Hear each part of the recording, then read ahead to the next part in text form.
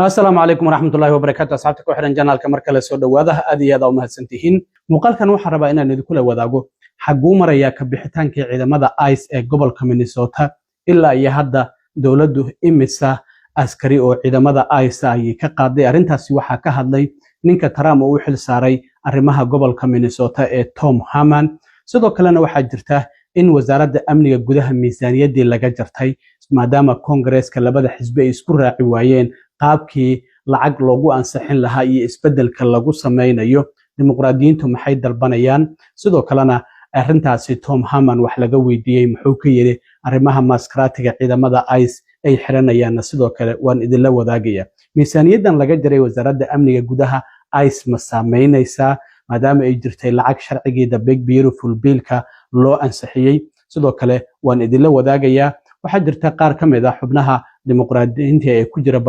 baarlamaanka gobolka Minnesota oo ay weheliyaan qareeno iyo dad ganacsiyada yaryar oo saaka shir jaraa'id qabtayna sheegeen dawladdu in awoodeeda ay si xad dhaaf ah u isticmaashay markii ciidamada ICE iyo kuwa xuduudaha howlgallada ay ka wadeen gobolka Minnesota arrimahaasi waan idin la wadaagaya waxaan ognahay Khamiistii ninka Trump uu xil saaray arrimaha gobolka Minnesota Tom Haman oo aqalka cad u qaabilsan arrimaha masaafurinta iyo waliba xuduudaha ayaa waxa uu sheegay in ciidamada ICE toddobaadkan gabi ahaanba ay isaga bixi doonaan gobolka Minnesota haddaba shalay ayaa waxa uu wareysi uu siiyay telefishinka CBS gaar ahaan barnaamijka Face the Nation la yiraahdo waxaana wax laga weydiiyay halka ay marayaan ka bixitaankii ciidamada ICE ee gobolka Minnesota waxaana uu sheegay ilaa ay hadda in 1,000 askari laga qaaday gobolka Minnesota waxa la qiyaasay ku dhawaad 3,000 askari inay joogeen waxaana uu sheegay maanta oo Isniina iyo Talaadada oo bari ah in boqolaal kale laga qaadi doono marka waxa uu yiri waan yareyn doonaa ciidamada kuwa yar ayaanan uga tagi doonaa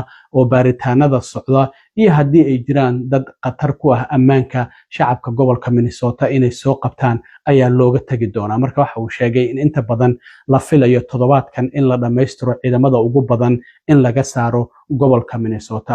marka Tom Haman oo ka hadlayay arrimaha ka bixitaanka ciidamada ICE oo sheegay ilaa hadda 1,000 askari in la qaaday waxa uu yiri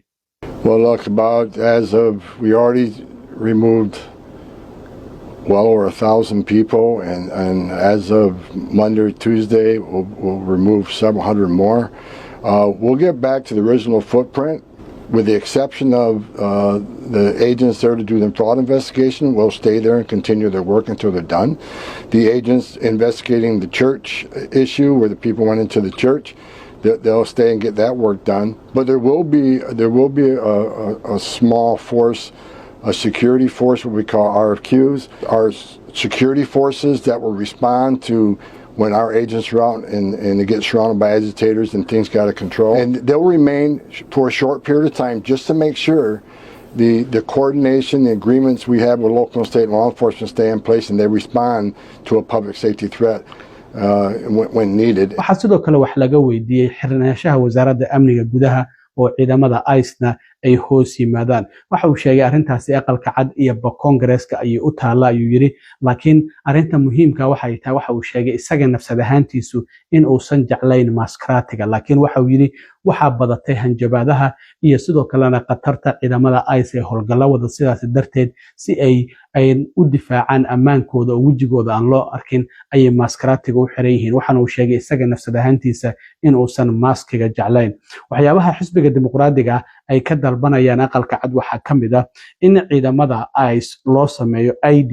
ay xirtaan iyo waliba oo lagu aqoonsan karo kaamarooyinkana loo xiro dhar lagu aqoonsan karo oo gaar ah oo uniform ah loo sameeyo sidoo kalena in laga mamnuuco ciidamada inay maskaratiga xirtaan waa ciidamada ICE oo wajigooda ay ku qaranayaan waxa la leeyahay wax sharci ah hadii ay sameynayaan maxay wajigooda ay u qarinayaan sidoo kalena inay joojiyaan in bulsho gaar ah ay bartilmaameedsadaan ama dadkan waa madow waa Soomaali ama waa Latino arrintaasi inay joojiyaan oo racial profiling-ka sidoo kalena waxa ah sharci ah in warrant uu garsoore maxkamadeed soo saxiixay in ay adeegsadaan marka ay doonayaan in goobaha sida gaarka ah loo leeyahay sida guryaha dadka inay galaan arrimahaasi ay dimuqraadiyiinta ay dalbanayaan marka already hadda kaamarooyinkii ICE way bilaabeen inay xirtaan laakiin arrintan maskaraatiga ayaa muranka ugu badan uu ka taagan yahay iyo arrinta warranty inay soo qaataan marka ay doonayaan in ay galaan goobaha qaar sidoo kale waa kan Tom Harman oo isaguna ka hadlaya arrinta wada hadalka aqalka cad iyo Congress-ka u dhaxeeya oo ah isbedelka lagu sameeyo ciidamada ICE iyo arrinta la xiriirta maskaraatiga ID-ga waxa uu sheegay sidoo kale in ay leeyihiin in jaakadaha ay xiran yihiin ICE inay ku qoran tahay ama FBI ama Border Patrol waxa uu yiri markastaba magaca ciidamada halkaas ayuu ka muuqanaya marka waxa uu sheegay arrintaasina inay tahay arrin Congress-ka iyo aqalka cad u taala isagoo arrimahaasi ka hadlayayna waxa uu yiri Tom Harman. Well, I'm not a part of those negotiations that's being done up on the Hill between Senate and House and the White House. I'm not really part of those negotiations. But look, you know, when they say stop racial profiling, that's just not occurring. I mean, and you know, ICE will briefly detain and question somebody based on reasonable suspicion. It has nothing to do with racial profiling.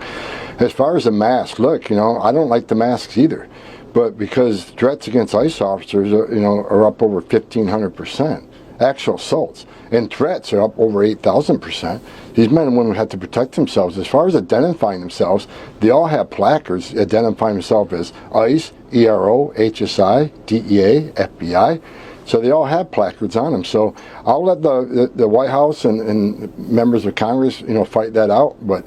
I think some of the asks are just. I think they're unreasonable because there is no racial profiling. There is identifying marks. But masks, you know, why don't they talk about maybe passing legislation to make it illegal to dox agents or something like that? But the masks right now are for officer safety reasons. sidoo kalena wasaaradda amniga gudaha waxaa hoos imaanaya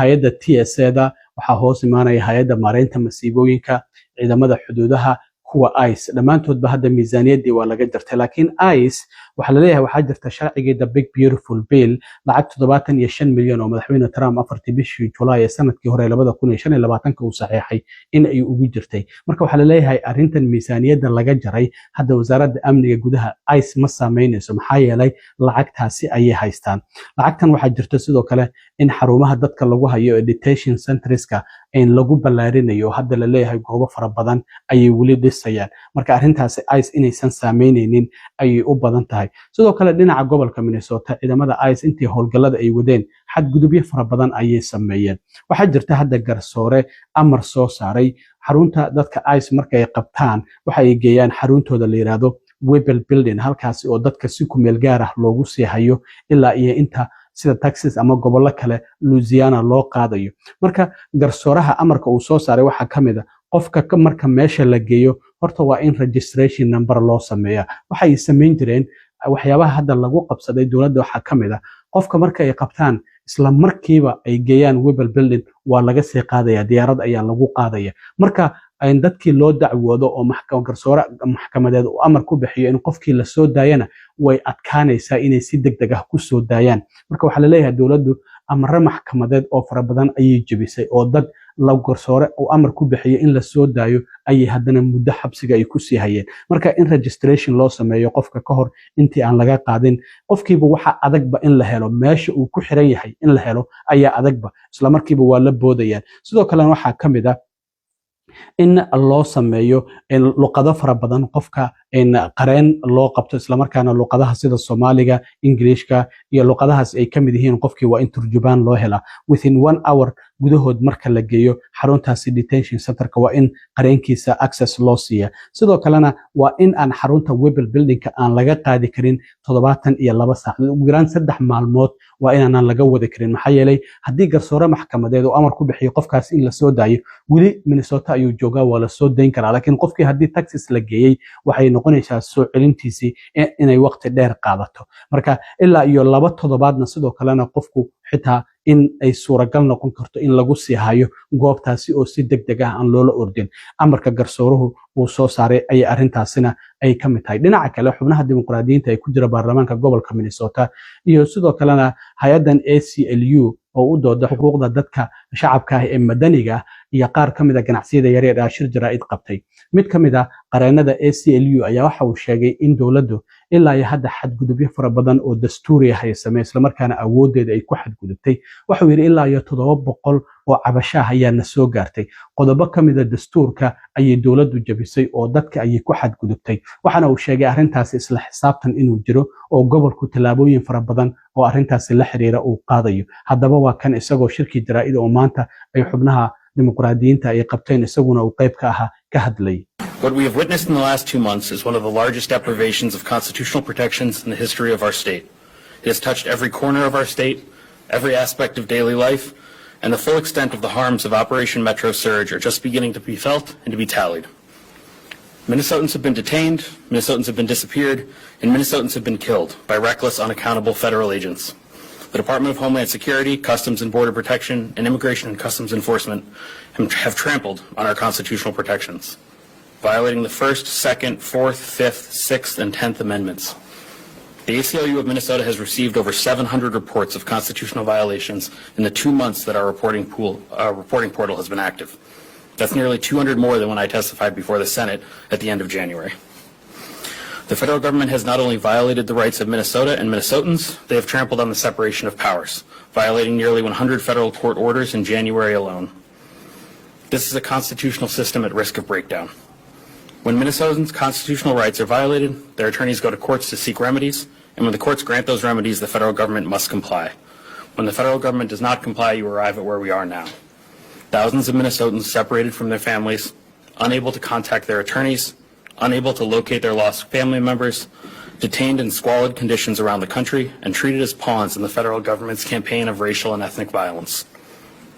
The good news is that the state of Minnesota is not powerless. The state can act. The state can act to protect community spaces like schools, daycares, healthcare facilities, and courtrooms. The state can act to disentangle itself and its political subdivisions from this federal violence. The state can act to provide Minnesotans with legal avenues and legal remedies for constitutional harms. And the state can act to restrict and eliminate involvement in the federal surveillance state that the federal government has weaponized against Minnesota. dhinaca kale xildhibaanad ka tirsan baarlamaanka gobolka Minnesota oo dimuqraadi ah iyaduna waxay sheegtay in howlgalkii ciidamada ICE in uusan weli dhammaanin welina qabqabashada ay wadaan waxayna xaqiijisay in xadgudubyo fara badan ay jiraan oo dawladdu ay sameysay gaar ahaan ciidamada ICE oo dadkii la iska afduubanayo la iska xirayo qofkiina la waynayaba oo meel uu ka baxay aan la garanayn arrintaasina waxay qayb ka tahay xadgudubka ay dawladdu sameynayso isla markaana awoodeeda ay ku xadgudbayso haddaba waa tan xildhibaanada iyadoo sidoo kale arrimahaasi ka hadlaysa. The result of Operation Metro Surge, which is not over yet, I want to be very clear, we are still seeing activity in our communities, we are still having our neighbors kidnapped, we are still having observers being aggressively targeted and people being detained. This has brought generational devastation. This is something that Trump and Republicans have brought because Republicans in Minnesota will not stand up to him. Despite the messaging of the drawdown, this is not over. The day that the drawdown was announced, these armed lawless agents are just the armed version of the siege that Minnesota has been under for over a year. Gutting our public health departments, withholding funding for childcare in our public schools, removing children's cancer research dollars, gutting higher education, rural hospital funds, the list goes on and on. Now, after Operation Metro Surge, after the armed part of the siege, aad iyo aad u mahadsantiin asxaabta intaan mar kale kulmi doono nabadgelyo.